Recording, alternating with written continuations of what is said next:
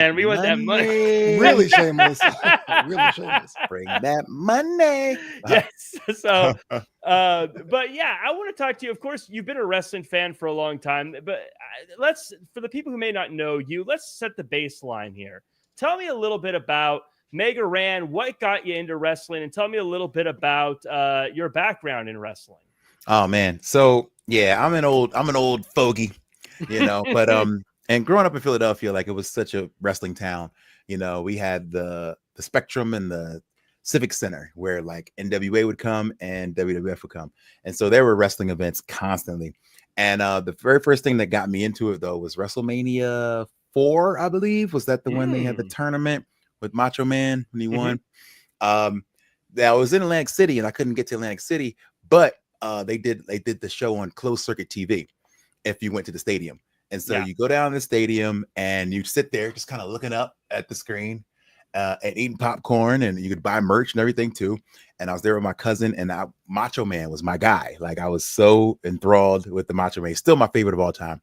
And Macho won, so I came out of there just finger there, the whole time on the subway home, just and my mom would be like, "Don't you know that's fake?" And I'd be like, "Don't you say that? You don't say that." So yeah, it was that was from that moment I was hooked, absolutely.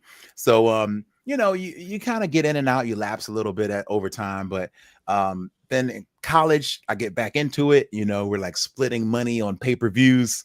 You know what I mean? All just crowded into a room. And the grind.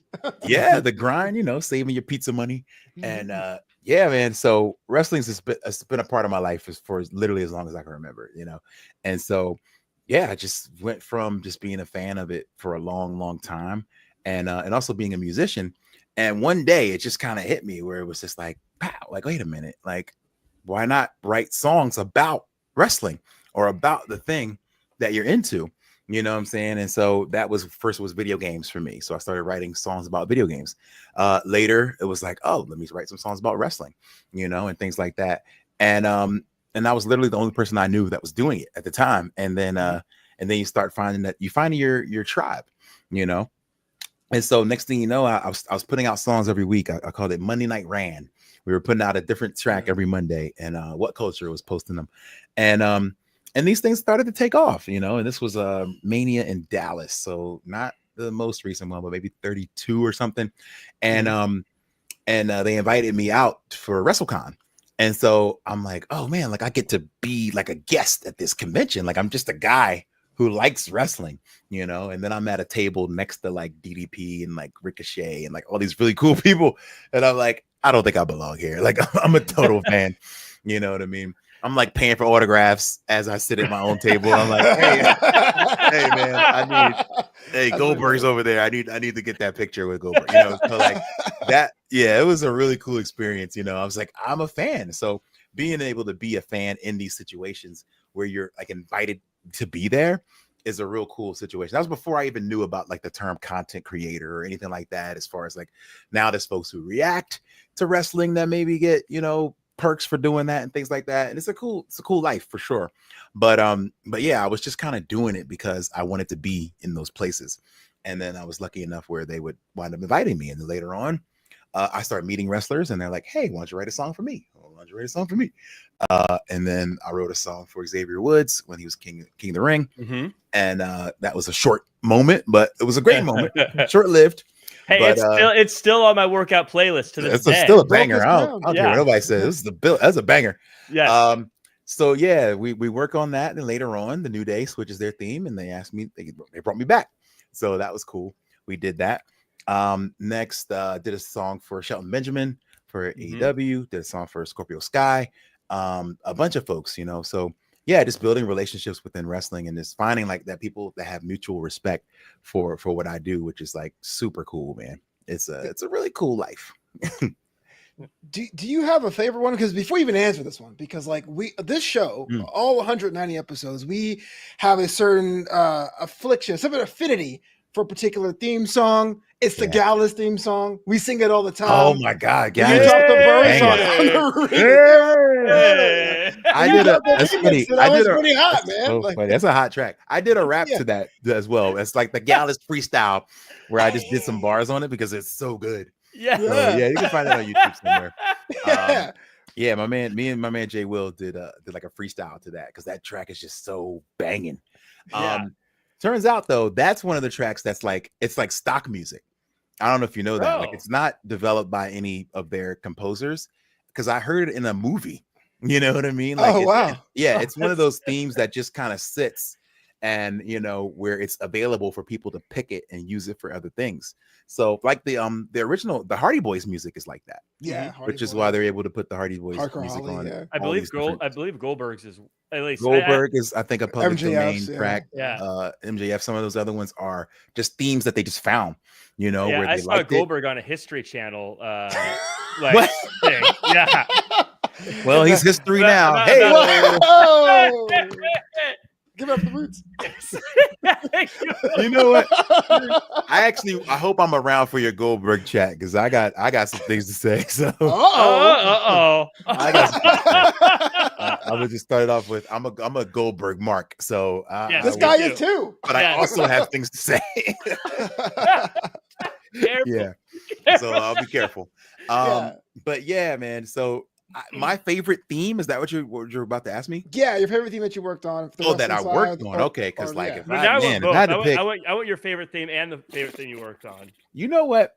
I'm such a like deep cut kind of guy that like my favorite theme might be the Flash Funk theme or just something just so random because I have one of those.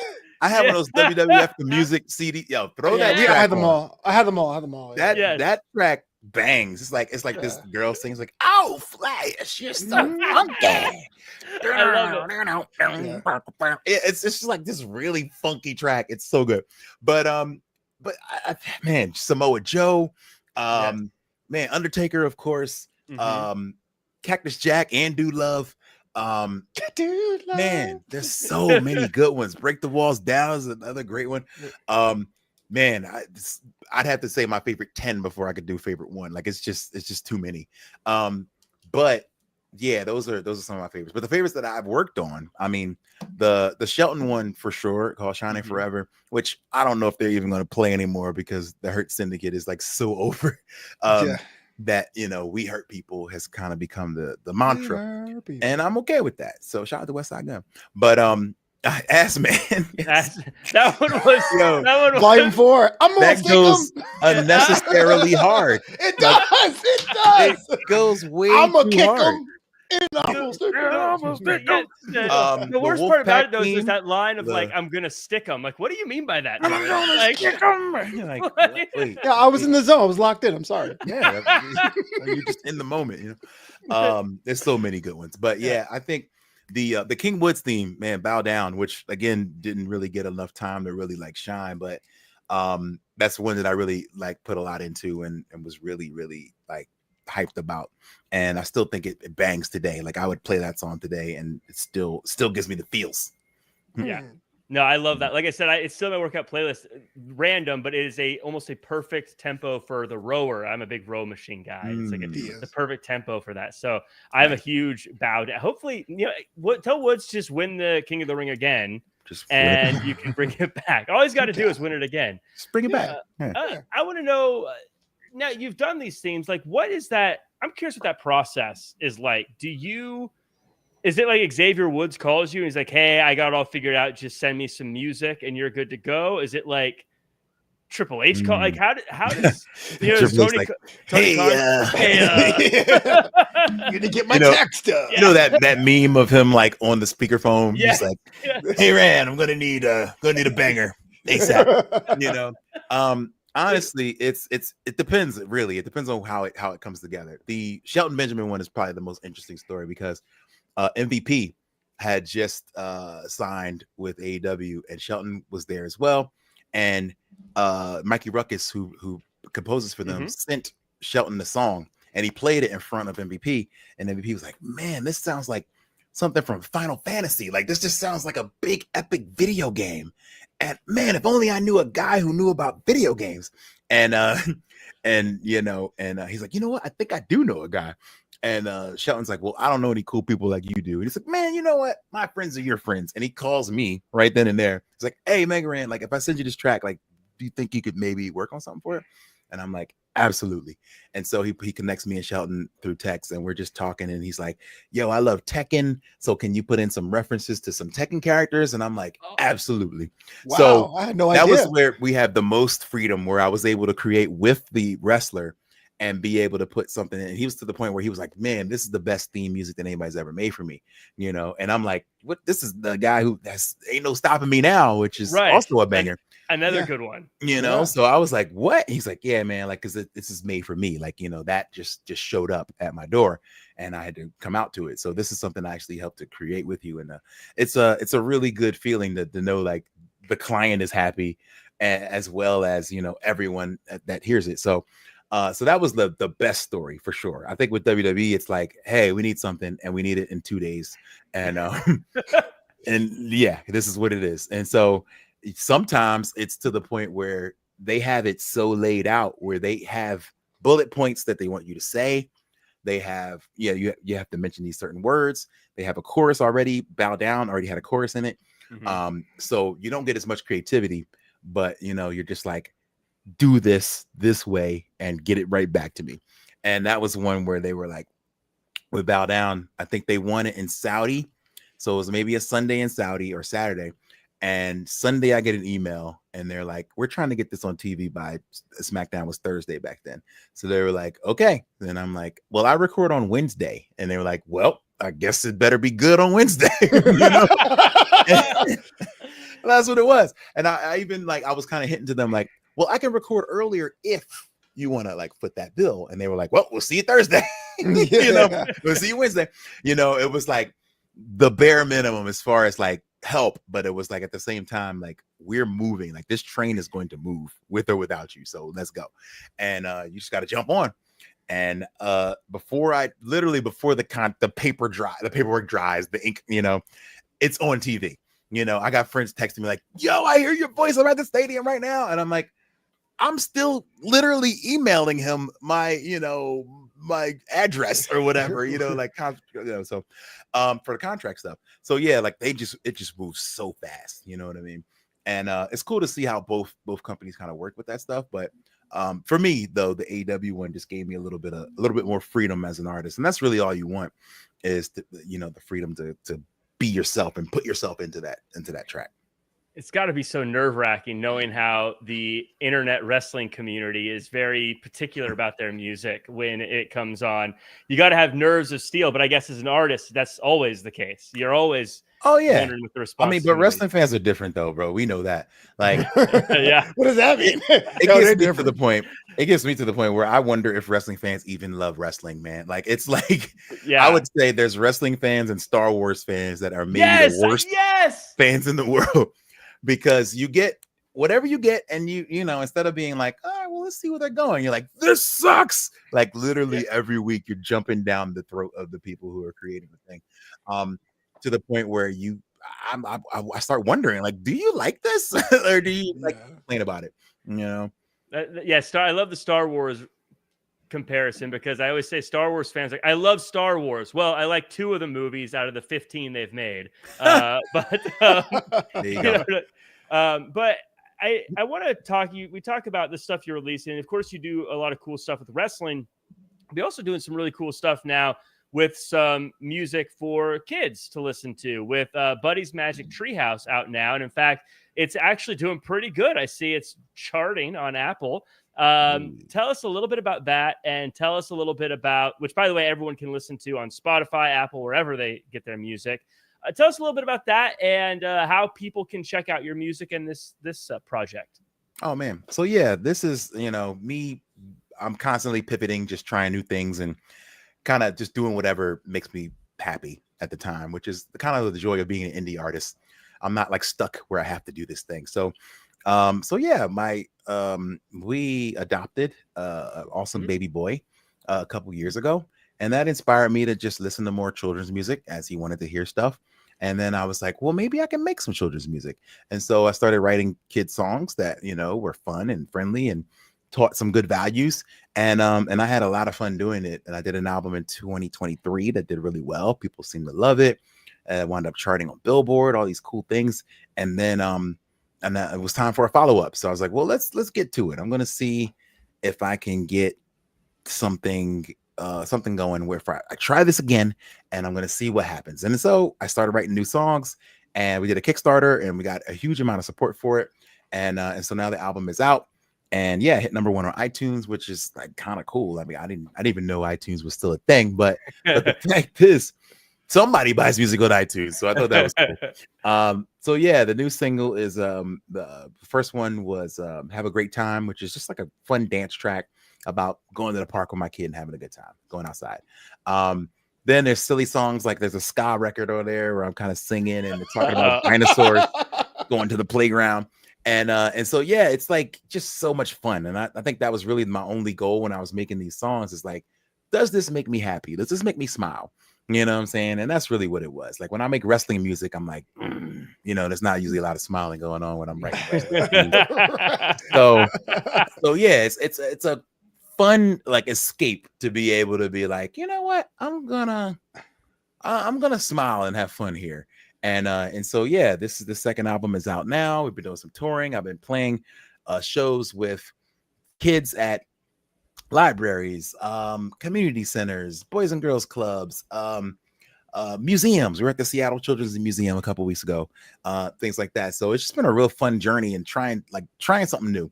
And then the sweet part is I actually play these same songs at clubs and bars with adults, and they don't even know it. Like they don't even understand that I'm playing kids music for them. They still vibe with it. They still have a great time, and they enjoy themselves. And that's how I know that the songs are pretty good. Well, it's funny because growing up, the songs that we had back in the day were fine. They were serviceable. But the generation now, Gracie's Corner, Grio B, how do you approach that? Is it kind of like what you like to do and try to simplify lyrics for kids? You think about the kids going into the booth? Like, what's the process there? Yeah, it's a little bit of both. I'm trying to mix the medicine with the candy, if that makes sense. Where I'm like, I'll come up with a theme, and if the theme is friendship, then I'm like, all right, now I'm gonna jump into how do I make this fun, And then I'm thinking, all right, now I had to really kind of, I guess I don't want to say dumb myself down, but I had to like really fight myself and not try to be, as a rapper, you're trying to normally be the most lyrical, the most clever. And I'm like, I don't need to mask everything in a metaphor right now when you're talking to 6-year-olds, So it's like, it doesn't need to be a metaphor. Sometimes it needs to be straight ahead, So if you're talking about bullies or you're talking about, brushing your teeth, you know what I mean? You could just be straight up and have fun with it. And so yeah, man, it's just, like I said, my only rule with this has been to have fun. And if I make something that makes me smile, then it passes like the first test for me. Well, I don't know if you smiled, but you did talk about bullies, and Gunther is a bit of a bully. Now, I do want to make sure we get you out of here because I do know you have some other things you got to take care of. But we chatted a little bit about Goldberg, and I wanted to get your thoughts on this. Now, I am a huge Goldberg fan. I was chanting Goldberg all weekend long. Talk to me about Goldberg. What were your thoughts on his retirement, about his career, whatever? Man, I was a huge Goldberg mark, Goldberg was literally the reason I was tuning in, to WCW. I was flipping back and forth, but if he came on TV, I was like, stop right there. Yeah. Yeah, I've been a big fan forever, and I'm glad to see him have a moment to go out, on somewhat of his own terms. A lot of guys don't get that. You know what I'm saying? And even though I knew, like, all right, he's probably not going to win. The match was a lot longer than I thought it was going to be. Maybe I would dare say a little more entertaining than I thought it would be. And so I just give him props for going out there, man, because there were some times I was a little worried. Like a couple weeks ago, he showed up and got a little gassed coming down. It was like he did 2 or 3 punches and was like, it was tough. But so, my man did what he had to do. He got in shape, and he a 15-minute match. Like, I am impressed, and so I was happy, but again, as wrestling fans do, I did it too. I kind of nitpicked, and I was like, well, they could have let him finish his speech. I felt a little weird about that, and turns out he did too. And but man, today I just noticed that he had some comments, and I don't know if you guys saw this, but Yeah, I did. yeah, and then I saw something happen today that I never thought would happen. I agreed with Peter Rosenberg because I was following on X. I saw that. because Peter was like, "Yo, man, you got a lot better than a lot of people. Like, yo, ask Kurt Angle about his goodbye. You know what I mean? And if he's happy Yeah. with what he got, you know what I mean? So it's it's levels and it's perspective that we need to keep in mind. I look at it like, yes, maybe could have got a little more, but you had a Hall of Fame speech. You did that. You know what I mean? Mhm. Hall of Fame speeches are like unlimited time. Like no one cut you off. You know what I'm saying? So you had that. And so at this point, I feel like the guy should be a little happy with what he got. And like I saw his son, I saw Gage looking all big and strapping and ready to go. And so I'm like, don't mess your kid's future up talking too much. That's the first thing I thought. That's the first thing I thought. I was like, don't mess his bag up. Like this guy might be ready in a couple years. Like, don't have them like, but your dad's gonna be a problem, so maybe you should stay home, you know. And that could happen. And so so I worried about that. I was just like, maybe you should just let this be, man. Like I couldn't believe it. I was like, I am agreeing with Rosenberg. What is happening here? You know what I mean?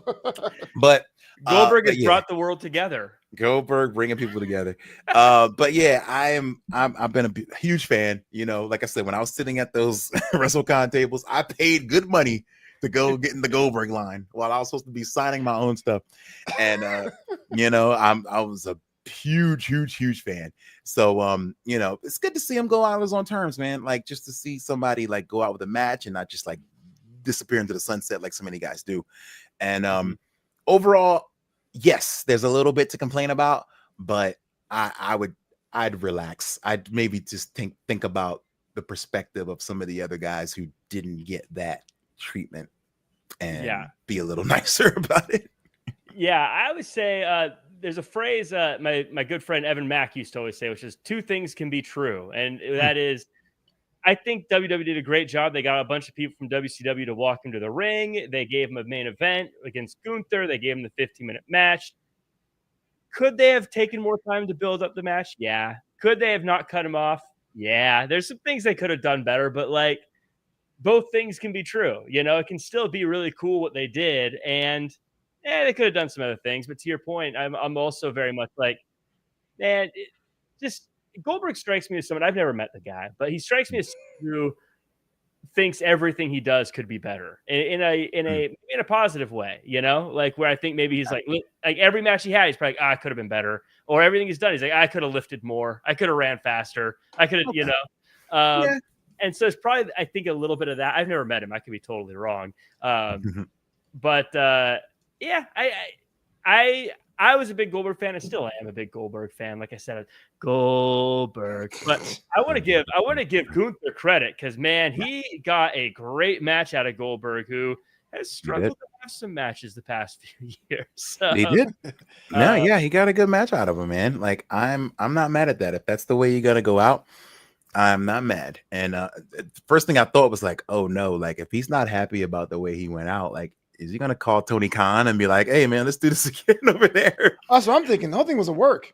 He's gonna go to a show and be like, "That was a good match I had, and I'm done." No. You complain.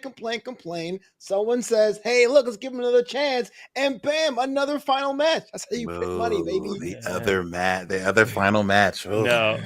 That they always say it's his last match, meaning his most recent, not his final. Yeah, right. His latest match. But speaking of people having to go, Ran, I appreciate your time. I know you've got some other commitments tonight. Thank you so much. Before you go, though, where can the world follow you online and keep track of all your projects? Oh, man, you can get me anywhere at Megaran. Megaran. It looks like Meg Ryan when it's like real close together. You're not paying attention. You'd be like, yo, was that Meg Ryan following me? Like, no. But yeah, Mega Ran on X, Mega_Ran on Instagram. I'm on the Blue Sky. I am on YouTube. And you can type my name into Spotify, Apple Music, Tidal, wherever you get your music. and go get those new jams, Buddy's Magic Treehouse. Oh, I see a quick question over there. I want to address it in the comments. Yeah. Danny C. It says, Mr. Rand, I seem to remember you from the rap battle on SmackDown when the Usos dropped the line about your boy Xavier Woods. What were your thoughts when Ooh. that happened? I want to Oh, know, you remember that this? and just and I'd love for you to tell me the story about how this all came together and stuff. Again, I know you. This is a great story to end on. I want to hear your story. Yeah, this is a great story to end on. Okay, so shout out Danny, thanks, man. This was in my hometown. It was in Phoenix where I live, and maybe the day or two before, I remember I was washing dishes. I don't know why I can remember this so clearly. Woods calls me. At this point, we're pretty good friends. We hang out a lot. We play video games together. He calls me. He's like, "Hey, man, we're gonna be in Phoenix in a couple of days. Are you coming?" And I was like, "Yeah, I'm coming." And he's like, "All right." So they got this idea where they want to do a rap battle with us and the Usos. And I was like, "Rap battle?" And he's like, "Yeah. They want to do it in like some basement, like 8 Mile style. You know what I mean? Like a really grimy spot. So if you know any places, we'll figure it out." And I was like, "Okay, I'll start scouting some ideas." And then the next day he's like, "Oh, well, the producers just said they want to do it in the ring. Are you down to join us in the ring?" And I'm like, yeah, of course. Like, why would I not? Like, yeah, I want to get in the ring. Yeah. And he's like, "Yeah, maybe like we don't need you to like write the stuff for us, but let us run the lines by you, as you're a rapper, and let's just see how you feel about it." And I said, "Absolutely, I will do that." And it was just an unbelievable day. This is so many years ago, but I still remember it. We get to the venue super early. We pull up. At this time, Jinder is the champion. And I remember this because Jinder's in a great looking suit. He's shaking everybody's hand. He's just being super nice to everybody. And I just remember thinking like, man, look at this guy just being a champion. Then I walked somewhere else and like just talking to people. And then I sit down in catering and they're like, "Oh, just sit in catering for a second." And so I'm next to like so many indie guys that I know. So I'm like Hammerstone's there, Gino Rivera, gosh, so many guys that I've just seen on the indies, and they're all just kind of sitting there, and then Road Dogg sits at my table, and then the New Day sits at my table, and I'm like, "Oh, what's happening right now?" And Road Dogg hands out scripts, and it's here's a script for the rap battle, and I was like, "What? Oh man, this is cool." And so I'm reading and I see their lines in there, but the Usos lines are blank.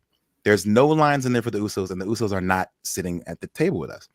And so I just happened to ask, like, "Mr. Dog, where are what are the Usos saying?" Because like what makes a good battle is like the rebuttals.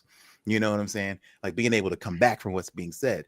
And Road Dogg said, "Oh, the Usos, they're real nervous. They haven't finished their parts yet. They're struggling, but they said when they get them, they're gonna send them into us." And I was like, "That's not true." I was like, somebody's up to something. And meanwhile, the Usos were cooking up the demise of the New Day. Like they were cooking. And if you remember, they were going back and forth. They had like some really good like interplay with each other. And then they dropped the line about Xavier Woods. So we have we're going over their lines and everything's fine. John Cena was returning. It was 4th of July. And there was like a big deal that John Cena was coming back. And so we go into a room to just go over some lines. And John Cena knocks at the door. John Cena walks in and he's like, "Hey guys, just wanted to say hi." Like he's shaking everybody's hand. Like, "You guys have been doing a great job the last few years around here. Like it's been great. You guys have been some of the best stuff on TV." And I jumped. I was like, "Cena, I thought you were coming in to tell us you were like jumping in the rap battle. Like he's like, nope. Rap is a young man's game. You'll never see That's me how rap he again." sounds. That's great. Yeah. That is exactly how he said. Nope. He was like, no. It was like a very Obama, like, response. Like, nope. Rap's a John young Cena man's game. Obama. That's crazy. Not happening for me. And sure enough, he never rapped again. And but yeah, he's like, but good luck tonight. And so then we're working on it again some more. And I was like, "Hey, can you check in with Road Dogg and see if the Usos lines have come in yet?" And he checked and he called him. And he's on speaker, and Road Dogg's like, "Yeah, they said they're still not ready, man. They're still not ready. I don't know what's going on." And I'm like, it's like 20 minutes to showtime. And I'm like, dude, I know what's happening here. Like, this is a setup. And so we get in the ring, and we do a dress rehearsal in the ring, which is really cool because at that time, like, there's probably 20 other wrestlers in the ring. So, you know, before show, everybody's trying their moves out, jumping around and stuff around you. And we're standing in the center. And they're like, look at this camera. You know, this is the hard cam, blah, blah, blah. And Road Dogg says, and y'all extras, stay out the shot. All right. Like, just stay out the shot. Let them do their thing. And then Woods taps me and he's like, get in the shot.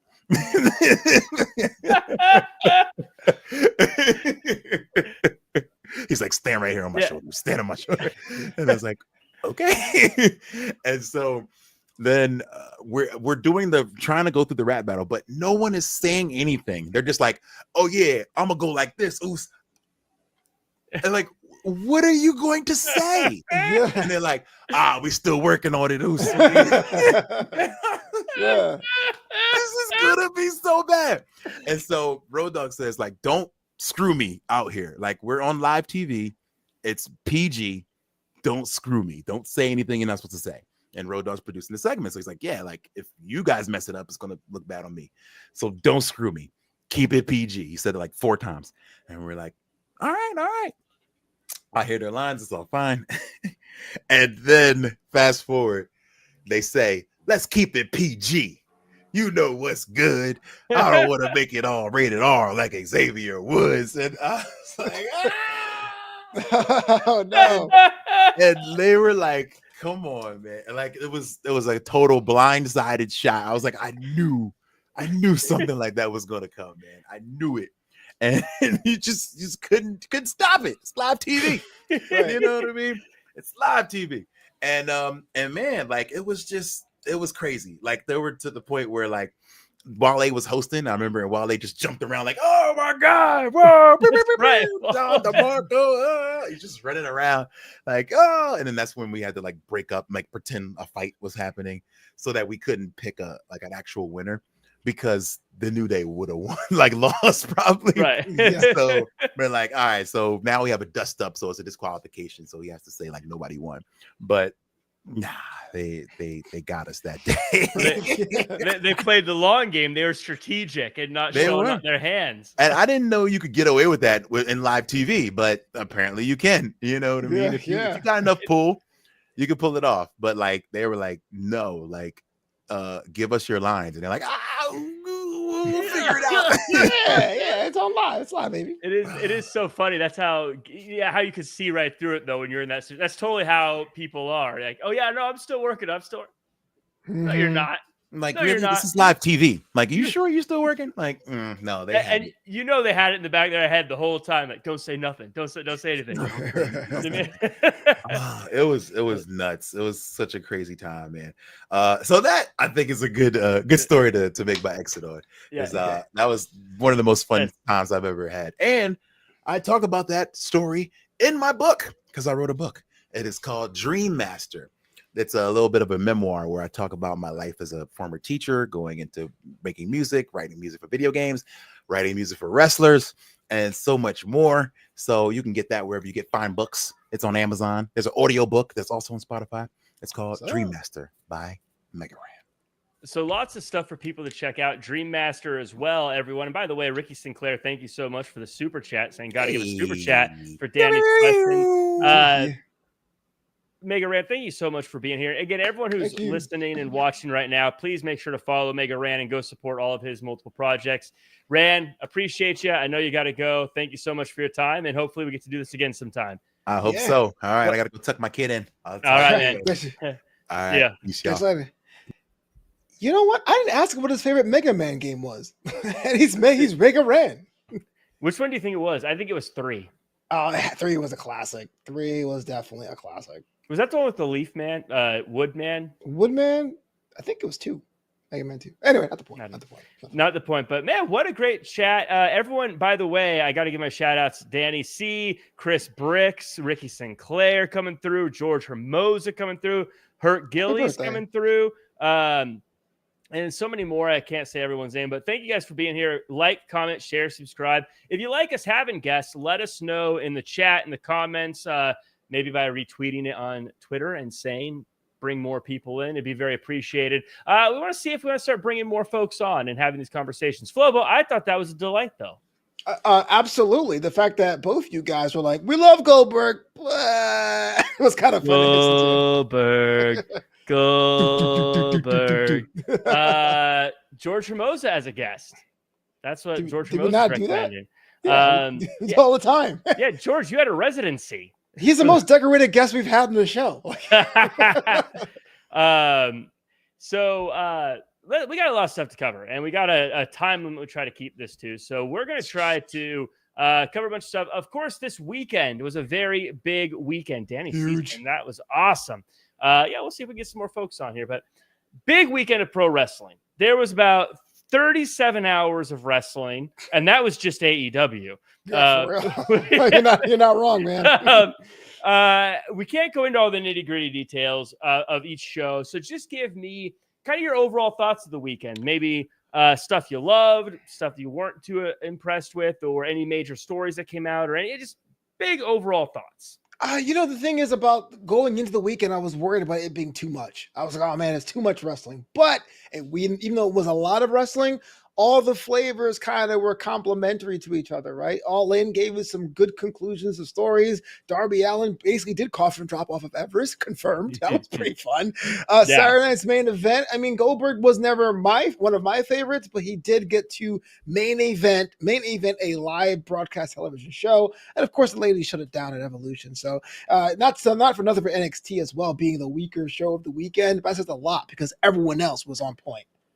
Yeah, there was a lot of great stuff going on. For my dollar, I thought AEW was the best show of the weekend, and it followed by Evolution. I know some people say Evolution, and I would say it's close enough that I'm not going to argue in that kind of situation. But I'm curious because there's a lot of people who say that there is a play to control the conversation, control the narrative flow, where they are trying to, where WWE is trying to maybe book shows at the same time as AEW so that the conversation on social media happens to be about their programming. So I'm curious, this weekend, our algorithms we've talked about are very different. Yeah. So I'm just curious. I'm not saying which show is the best, but to you, which show did you see the most in your algorithm? All weekend, or are you talking about Saturday? Because it was Evolution overall. Let's just say Saturday, because Evolution was on its own, so it's kind of. Yeah. Like, to me, it was Saturday night's main event. And a lot of it was happenstance because of the Seth Rollins injury and where does that mean for that storyline and the casting situation. But yeah, Saturday night's main event, and it was a bigger platform. No matter how good your pay-per-view is, you're not going to beat quote unquote broadcast TV. So, but that's not for nothing. I really thought AEW, as much as I lamented about the build-up for All In, really delivered of what they wanted to do, and they really had the best complete, one of the best complete shows. I like Evolution more. Best complete shows of the weekend. Yeah, I think I feel like I saw nothing from Great American Bash. That's not a commentary on the show, by the way. I thought they did a great job on the show. But just as far as what my algorithm is showing, I saw literally nothing about Great American Bash. Saw a lot of AEW, saw a lot of Saturday Night's Main Event, mostly Goldberg / Seth Rollins stuff there. And of course, Evolution owned Sunday. Not only was it an incredible show, but it was the show that had the last word. So saw a lot of stuff there. I don't like this counter programming thing, Flobo. I thought you did. Not for any. Well, no. Okay. Let's look. If you want to have one show on Saturday, one show on Sunday, that's cool. Nope. But we do not need to have 47 shows. It does not need to be a peacock's butt of shows. I beg your pardon. A what? Like with all the feathers of shows. Oh, right. Visual. I just. Man, I don't want to watch that much wrestling in one weekend. So if AEW is doing one on Saturday and WWE is doing one on Sunday, and that's how they're going to counterback, cool. If they want to do two on the same day, and then I can watch one first day, one the second day, cool. But man, I am not a fan of having 4 shows in one weekend. I'm just going to say it. I actually, okay, yes, that could be a lot, but I really hope that it forces AEW's hand to come up with a streaming solution. There's no way the pay-per-view model can still work. And then back when there was four shows, it didn't matter. But if you're AEW now and people are fatigued, they're not going to pay the premium to do your product. Hopefully it switches to something that's a lot more accessible. Because now we're at the point now where it's like, guys, come back. It's not 2023 anymore. The show's better. Nah, it's too expensive. Whatever, bah humbug. Really, I want to push that envelope, man. Yeah, I agree with you. I think there's no other form of entertainment outside of a live concert that is going to charge you that much money to watch a show. There's no other form of entertainment that charges you that much money for a program in this day and age. And so I agree. They need to get away from it, even just to grow. I mean, I know they make a lot of money with these pay-per-views, but even just to grow the audience, that is such a huge barrier of entry, the pay-per-view model. I want to talk a little bit about AEW show tonight, and then we'll get into the WWE stuff. Real quick, I want to talk about Adam Cole, baby. Sad news from him, injured. I think we would both agree that if you said he is one of the top guys in NXT Black and Gold brand history, I think a lot of people would say, yeah, easy to say there. If this is the end, then great career as far as I'm concerned. Hopefully it's not. Any thoughts on Adam Cole? Yeah, you always want to have someone to go out on their shield. Like even if he was injured, it's like to beat your teeth and grit his teeth and bear it. But yeah, if he is unable to continue with his injury history, just want to make sure he's as healthy as possible. I mean, no one likes to give up titles, especially on TV, the way it had happened. So you know it had to have been serious, but you kind of wish for a happy ending for him. But if this is the end, the memories he's given and how many people of a certain age he brought back into wrestling based on his skill in the ROH era and the NXT era can't be denied. Yeah, he is absolutely someone who I think if NXT had a Hall of Fame, he'd be in the NXT Hall of Fame without a shadow of a doubt. After Bo Dallas. After Bo Dallas. Well, actually, Bo Dallas would go in the Hall of Fame. Yeah. Then Terrence Matthews with the conversation. We'll talk Super about this chat. for the super chat. Thank you so much, Terrence Matthews. We'll talk about WWE and Roman Reigns in just a moment, but says when Roman Reigns became the tribal chief, no one was more, speaking of, no one was more grieved than Michael Cole. He loved calling him the big dog, as you can hear. Is that Macheco? I got the Brie dog right over here. Swiss. Come on, girl. The neighbor is outside, so how dare they pass by their own driveway? But tell the HOA about that. Yeah, we'll talk about Roman Reigns here in just a moment. But a couple quick things on AEW, and we'll kind of rapid fire them here. Of course, we had some returns. We had Cope returning and telling Christian to go find himself. I know you're not a huge fan of that, but Toni Storm retains. I thought that was a pretty big deal. I thought she cut in a phenomenal promo today. And I was saying to you off air, I am definitely of a certain age, but when they can turn the screen black and white but still have red, I'm like, did someone come from the future and deliver this technology? How is this possible? It's so ironic because you use AI, you use ChatGPT like all the time, no problem. But red, witchcraft. I'm like, the only way they could have done this is had everyone wear black and white in a black and white building and put red paint where it was supposed to be red. I see no other solution. That's the only way it could happen. There's no happen done. No, it's nice. The matches were great, and I think we're going to mention the Cope stuff. I'm not the biggest fan of Cope, but giving Christian Cage a mystery and go finding himself could be interesting. So I'm on board with that. The patriarchy had to go in their own direction, but yes, Mercedes Moné shocked the world because I thought she was going to walk away with the AEW Women's Championship as well, but she did not. She fell short. Yeah.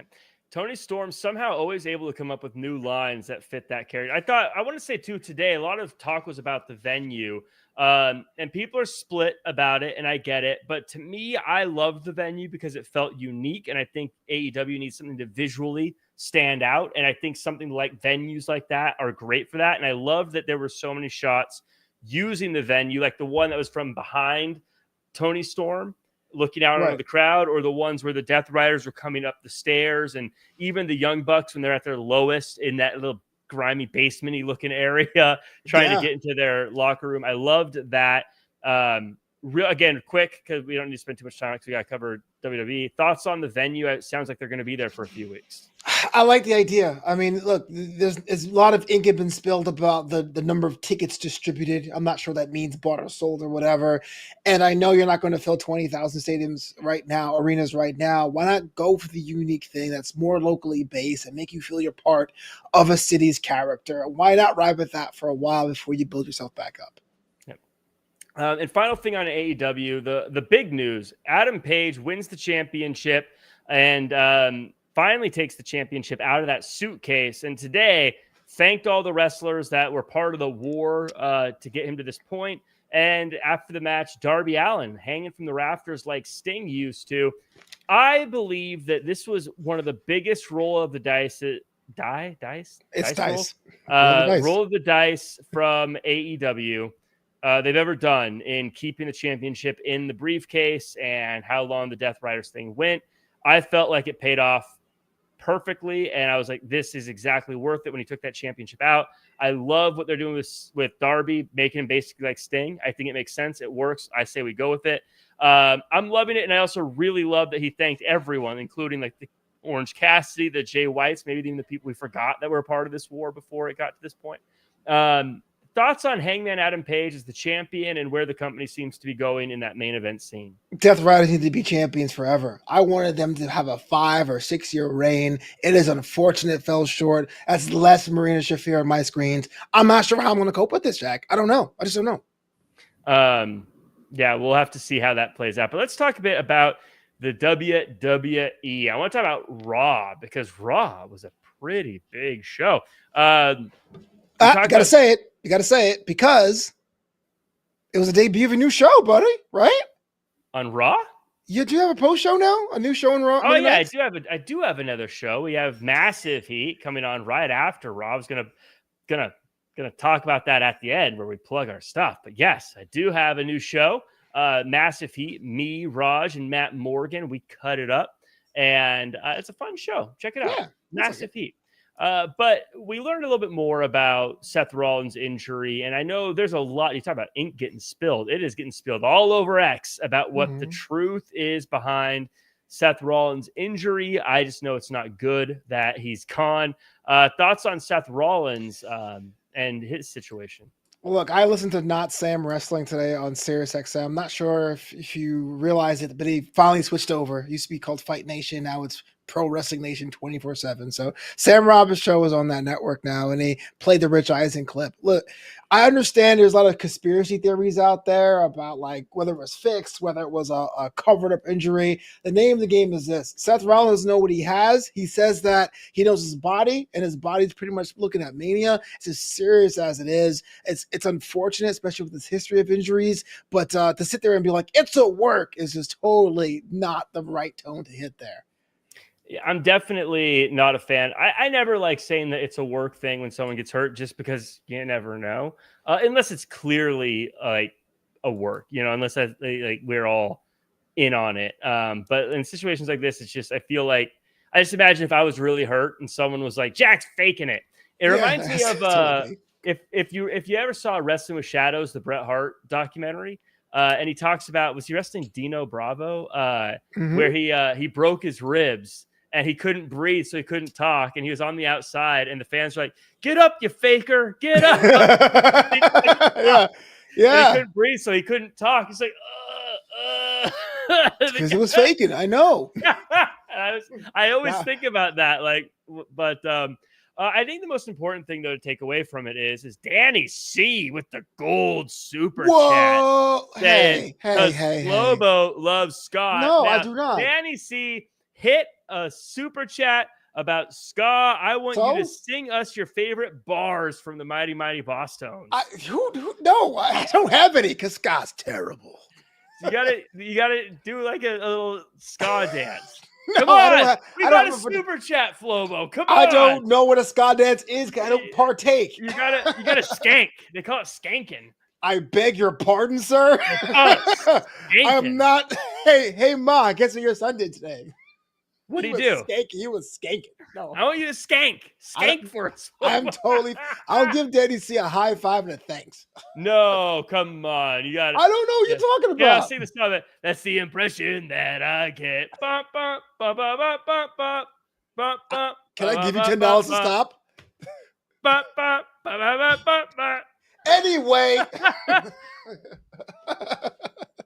I Flo, next time we see you, Danny C was gracious enough to give us a ska themed super chat. He did not. He At says, least, "Cause I like it." It's not true. It's a false statement. At least wear a checkered fedora next time we're on.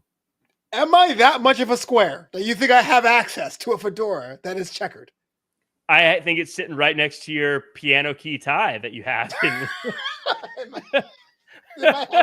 think I do have a piano key tie. It was for a costume. Don't judge me. Don't judge me. It's for a costume. It totally is. My ska band. Well, thank you guys. Thank you so much, Danny C. Appreciate it. And also thank you, Terrence Matthews. And thank you, Ricky Sinclair, for the super chats. It actually does really mean a lot to us. I want to talk to you a bit about, I got to say something about Box Office Bill, about Bill Goldberg. And, we talked about how I bet money on Bill Goldberg, right? You did? And I don't have that money. Stupid. A lot of, I've been undefeated. I've gotten every prediction correct besides a few asterisks. And I've had a really good record and a really good run. It's pretty terrible, actually. Sometimes people make the wrong decision. Sometimes people do the wrong thing. And this time, I have to say, Triple H made the wrong decision. Oh, come on. You made the wrong call. This is the wrong move. Triple H knew what he was doing. Triple H made the wrong call. So clearly, this is just an asterisk against me because it's not. I did nothing wrong. I did the right thing. Triple H made the wrong call. Look, he's got a lot of them right. This one was wrong. I keep my perfect record. Triple H, you got to hang this one on him. I think you'd agree. I think everyone in the chat would agree. My perfect record stays still unvarnished. Your boy couldn't finish the job. You're blaming the guy behind the curtain. That is just Bush League. Listen, sometimes people make the wrong call. I said it. Triple H has had a long stretch of right decisions. He's done a great job. This is the wrong one. I am not taking the fall for this. This isn't my fault, Flobo. I don't know, because your boy got tapped out. He didn't lose. He was like, I can't breathe. I think it's an asterisk. Even Ricky Sinclair, that's an asterisk. He's not agreeing with you. He's just writing the word. He likes to type out the word to make sure it's spelled correctly. Ricky agrees. This was Triple H's fault. Triple H, don't worry. I'm not going to hold it against you, pal. We're still good. We're still pals. But unfortunately, this is your fault, and I am not taking the fall for this. I still have a perfect record. I think that's fair. But you've lost the money, right? So you bet on Goldberg, and now you're out of some cash. Well, Triple H lost the money. But you still don't have it anymore. So what are you going to do? I mean, if you're holding on to my wallet and you lose the wallet, yes, the money's gone, but you're the one that lost it. That doesn't... There are no wallets in play. It was you being like, duh, I think Goldberg's going to win. Take my rent. And you're blaming Triple H? Yes, Danny C. Nobody can be mad at your call, Jack. You led with your heart. Jack, you're the wind beneath my wings. I agree. Danny is right. This is an asterisk situation. That sounds like some guys who listen to ska. This is, the smart ones do. The ones with taste. The ones who know culture. I'm opting out. The ones culture, opting out. Unsubscribe to learning things. I'm going to opt out of culture. Not worth it. I'm fine. Totally good. Yeah, so I have to cover this. This was a big thing for me. This was one of my biggest moments of the week, actually. I want to know your thoughts. I want to know, were you getting the tinglies when Paul Heyman was just dressing down Gunther in the ring with Braun staring at him, Flobo? Oh, yeah. That to me was pro wrestling right there. I was like, oh. Someone needs to take down this new version of Gunther because he doesn't really do anything but saying, "Oh, you guys are good at the lace up my boots." Well, yes, go after Paul Heyman. He's the number one guy, silver tongue. The guy is just another class of its own. Almost a throwback to where he was a couple of years ago. The promo was on fire, and I'm glad someone took him down a peg.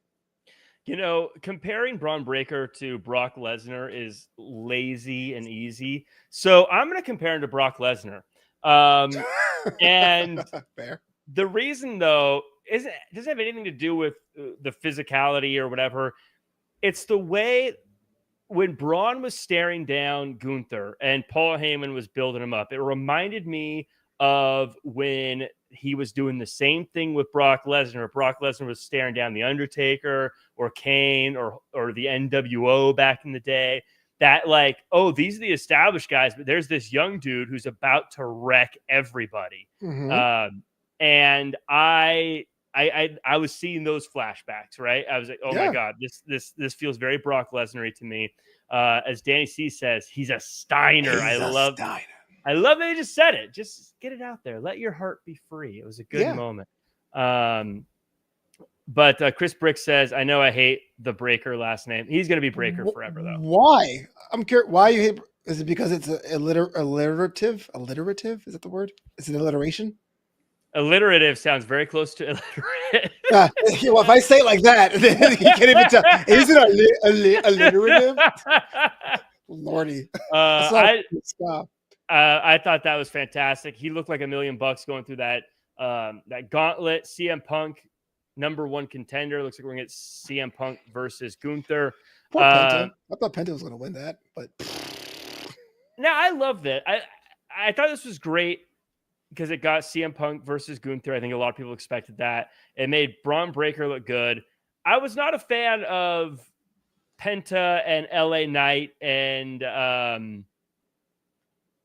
guess Braun would have been the other one. Jey Uso? Or Jey Uso, yeah. I was not a fan of them eating losses right after a big show. Like, LA Knight just got one of the biggest wins of his career. To eat a loss as the second person in a gauntlet kind of felt like it was chopping the legs out from under him. I'm with you 100%. Stop and go with both those guys, Jey Uso and LA Knight, because I always say they're so close. It's funny because like someone has to lose, and I guess in the grand scheme of things, nobody remembers the results of a gauntlet match a week or two after. But seeing someone like Jey Uso and LA Knight just lose, and Penta, if you want to be honest with you, like take losses, was kind of like, well, I don't feel good about whoever wins this. And I guess Punk winning was better than Braun winning, but it was kind of like, at what cost? Yeah, well, Penta at least was the first one in. I mean, Braun and LA Knight and Jey Uso were dealing with the guy who'd already beaten people before they got in there. So I wasn't a fan of that, but that's just what it is. We'll touch quickly on NXT before we wrap up here. The biggest story in Raw. Valkyria beat Bayley, and we'll get a shot at the Intercontinental Championship. We have a new World Heavyweight Champion, Jack. Her name is Naomi. Proceed with caution? No? I was trying to be cautious and just avoid the situation, but talk to me about Naomi. The reason why I want to bring this up because the match that preceded that, the Io Sky Rhea Ripley match, was like one of the best ones of the weekend. And if you want to put that up against the Paige match, I understand that. It was just top to bottom. It was an epic tale. And then everyone thought that Naomi was going to cash in on SmackDown against Stratton and then kind of upended things. So now she's going to Raw. Like, does anyone else go to SmackDown? Are we getting a trade? Is the transfer portal opening again? I'd have questions, Jack. I believe she's just Raw now. I'm glad you mentioned that because I have a bunch of notes. I'm trying to sift through them because we're already at the hour mark. I was trying to skip through things, but I am glad you mentioned that because that match was incredible. The match that they had and the cash in, I think, actually adds to it. It makes it more of a legendary, great matchup. And the fact that a lot of people didn't see it coming, I thought was great.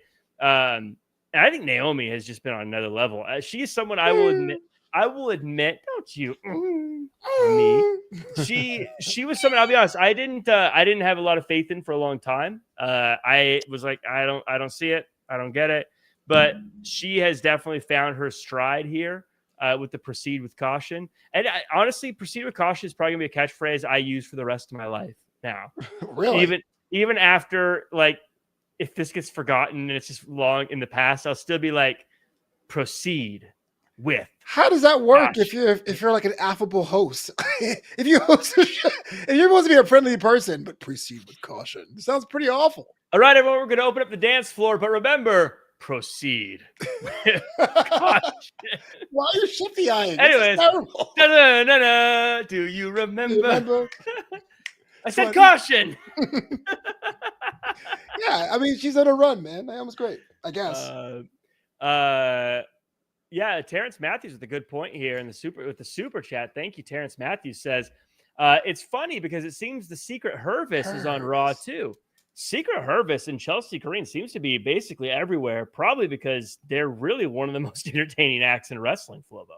Agreed. They're a solid tag team, even though they don't have the tag team titles. But I guess the bigger question is with the whole Naomi situation and this situation too, because there was talk about a draft. Then it became the transfer portal in January. Is it open? Is it closed? I mean, what are the rules here now? You can just like cash in and change rosters. Is Nick Aldis okay with this? But I think it's just okay. It's okay. It's okay. I'm a wrestling journalist. These are questions I have. I ran out of pens to throw a long time ago. I love that deep cut because these people don't know what you're talking about. No, they don't. There was a time, folks, long ago, when I threw so many pens at the wall because of Humberto Carrillo. Let me tell you, I was so upset. That's raising more questions. I was so upset. It was the first time I think I've ever been really mad on a show, and I was very upset. You'll have to. We gotta find the clip. You gotta find the clip. He was picked number 4 overall, Humberto Carrillo. Yeah, he was like a second rounder or something during the draft, and you were so upset. And I was like, Jack, remember Sleeper Wire? He goes, you get the Sleeper Wire after the draft. I'm throwing pens. I was like, all right. Jack Seinfeld was throwing pens everywhere that night. It was just, the draft's a sham. Kramer. There was like world champions still on the board, and they were picking Humberto Carrillo. Pick for the future. But like, what are we doing here? See, because he's so mad now. Look at this. It's been like 7 years. I'm so mad about it was a 2019 draft. He's still mad. This is before lockdown. Yeah, it was before the pandemic. This was probably 2019. I think. It was the fall of 19. Yep. Jeez. I'm out of pens. Kramer. Years ago, I'm still upset about it. I'm out of pens. The Great American Bash came and went. A lot of stuff happened there, but also as we get to yesterday's show, we see things like the system is attacking Dark State. We're seeing things like No Quarter Catch Crew's having problems, but Blake Monroe is going to have her first match next week. A lot of beats happened and a lot of things moved around. Any takeaways from Great American Bash and NXT? Yeah, NXT itself as a show is kind of in a holding pattern. Like reading results or getting condensed shows are great, but the shows themselves aren't as punchy. But I will say this: Yoshiki really outdid himself this weekend in that main event attempt, even though he didn't get the title. I kind of believed it. And second of all, is the North American title division on the men's side like the most interesting part of NXT because these feel like characters that have been there for a longer period of time. With Ricky Saints and Ethan Page as being the anchors there, you can finally build a division around it. Whereas for a minute after Mania, it felt like people were coming and going from NXT. Yeah, Chris Bricks mentions there was a quick heel turn for Blake Monroe. I like it. I think it was a good move. I think she's better in that role personally. I get that everyone's gonna be excited that she's there, so you can't have her come in as a jerk because everyone's excited. So I think if she came in and was a jerk, it wouldn't have worked. But I think her doing this makes sense. It works for her, and I think she can really lean into that role personally. What do you think about Blake Monroe? I thought she was a heel. You can't call yourself the Glamour and be a nice person. Why not? You try it. I'm the Glamour. Proceed with caution. That just sounds weird. Glamour. Yes, I will defend. the rotating platform. Yeah, yes. God, that was a good theme song. Oh my goodness. Shout out to Ricky Sinclair. Says shout out to Sol Ruka for pulling triple duty. Sol Ruka's a superstar. Really? Franchise tag right now? Yeah.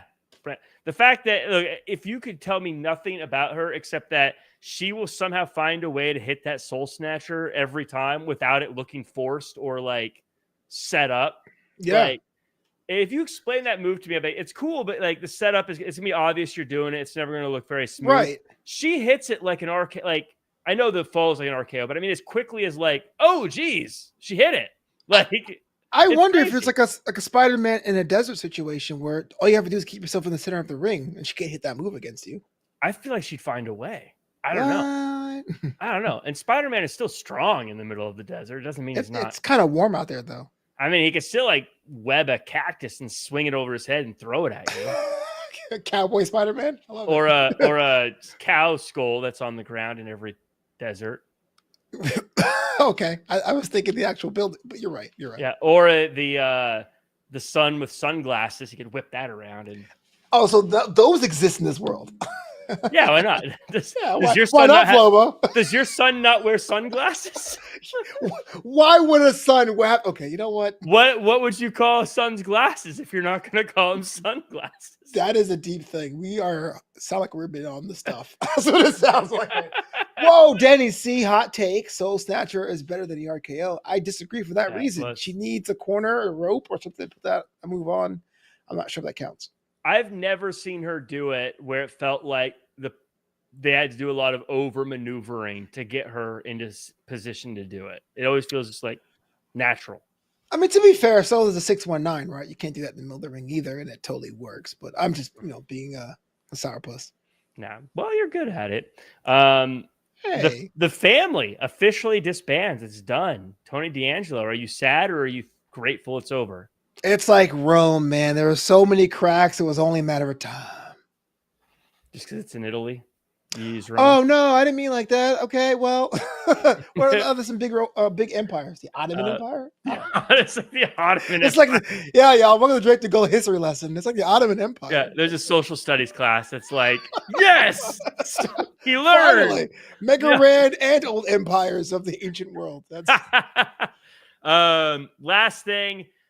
Masha Slamovich, she pins JC Jane and she picks up the title. Is she doomed this weekend?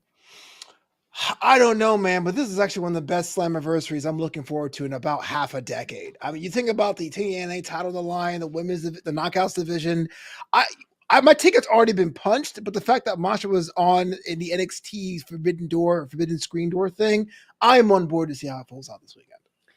Do you think we talk about how it's in a holding pattern? I kind of feel like NXT might be finding themselves in a situation right now that is similar to a lot of problems wrestling companies have had over the years, where they have too many shows they're trying to build to all at once, because they just got off of having to build to Great American Bash and Evolution. Now they're having to build to Slammiversary, and now right after that they're going to have to build the Heat Wave on August 24th, which makes it very difficult, I think, to create the kind of storylines you're looking for when you have these big shows that are sort of you need to promote right now happening every few weeks. I actually disagree. I think the problem with NXT in the CW era, unlike the Black and Gold era, is that the Black and Gold era was a destination, right? You're Finn Balor, you come back to NXT, you worked 6 months before being back on the main roster. But between Evolve, the main roster, Lola Vasco, and the Triple it kind of feels like an airport. Like when someone shows up, you're like, well, how long are they going to be here until they leave again? And that's cool when you're just flipping it on and turning your brain off. But as far as storylines outside of the North American title division, nothing has been going on longer than 6 weeks on NXT. So it's kind of like, okay, what are we getting today? All right, that's fine. See you next week. It'll be interesting to see what happens on August 24th. Of course, that's the same day as Forbidden Door, AEW's big show. So again, it's tricky because Heat Wave is free. So yeah. That's always the tough thing that AEW is going to have to overcome. Because look, again, it's not like Forbidden Door is $3. You know what I mean? Right. It's not like it's like an iTunes purchase. It's $50 or something like that, right? 50? By the way, Megan made me sound so old. Who buys things on iTunes? Like, but we're DJs. Like, without iTunes, like, we keep that thing in business, man. Yeah, I know. Well, it's Apple Music now, Flovo. I don't do the service. I get track per track. $1.99, $1.20. Yeah, I still buy some stuff off iTunes too. Hell yeah. iTunes, shout out iTunes. Yeah. I think that does it for our show. A lot of stuff covered. Everyone, I want to really take a special time to thank you guys again. Ricky, Danny, Chris, Terrence Matthews for the super chats. Anna Garrett coming through. Danny C with the super chat. Appreciate you. And Ricky Sinclair with the super chat. Appreciate you. You guys, the super chats and the support is always super important to us and helps us grow the show. Again, we are a small company. We are a company. We don't even have a company. It's just Flobo and I trying to make this happen. And without you guys, it wouldn't happen. So again, the likes, the comments, the shares, the subscribes, the 5-star reviews, absolutely Absolutely vital. Thank you. With that said, Flobo, where can the world find you online and all the stuff you're working on? Well, I'm not as cool as Jack Farmer over here, but you can find me over at justicesandwich.com. New blog post coming out yesterday for the week. Make sure you check out the intersection of sports and comedy at justicesandwich.com. And I'm also on that Blue Sky and that X at Football Boys. And by the way, everyone in the comments, in the chat, if you do have anyone you'd like to see us interview, let us know. You can put it in the comments. You could respond to the tweets or wherever you're watching this. See if we can get some more folks on here. I thought that was fun to do. You can follow me at Real Jack Farmer across all social media and see all the things I'm working on. As mentioned, I am now also on a show on Mondays with Raj Geary and Matt Morgan. We call it Massive Heat. We cover all the latest wrestling news and all that fun stuff. It's a new show, so your support there would also be appreciated. Flobo, we had a great time tonight. I think this was fun. We should do it again sometime. How about this time next week? I like it. And hopefully we can talk about Slammiversary because I'm so excited about that show. It's going to be a good one. Everyone check it out. Flobo, you come up with your own closeout words. Wow. Don't be a jerk.